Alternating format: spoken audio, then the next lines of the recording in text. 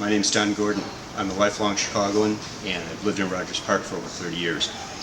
I've known Tom Tresser for quite a while, and as a fellow longtime community organizer, I was moved and motivated by his commitment to public service.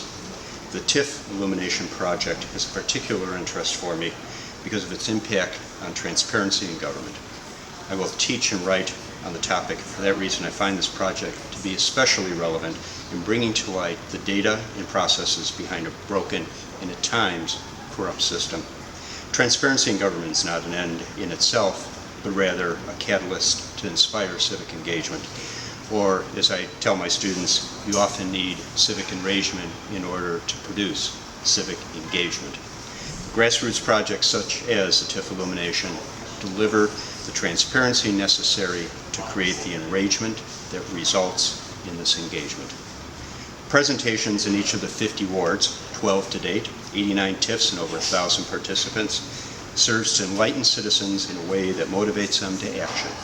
Because transparency without actionable steps for change is of little value and quickly forgotten.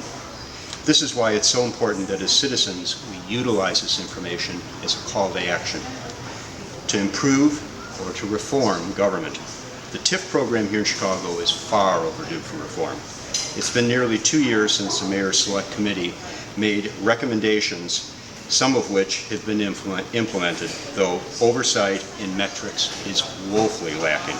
Since then, and due to the efforts of Tom and his volunteer staff in exposing TIF data and processes in a way that is comprehensible and accessible, more ideas for reform have come from local organizing around the TIF illumination project, not the least of which is to put the dollars associated with TIFs on county tax bills.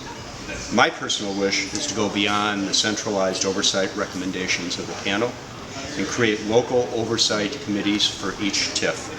Here in the 49th Ward, we look forward to the civic enragement and engagement that this type of transparency brings to the citizens of Rogers Park, and we thank Tom and his volunteers and all of those organizing in the 12 wards that have so far been illuminated. Thank you.